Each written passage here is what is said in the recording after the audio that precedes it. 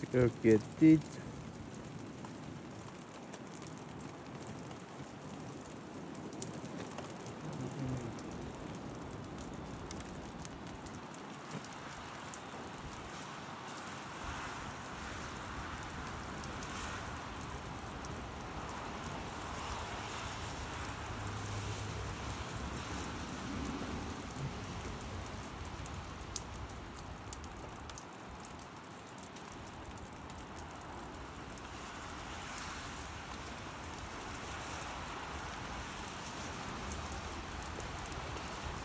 Otro se dio la vuelta para que le grabe.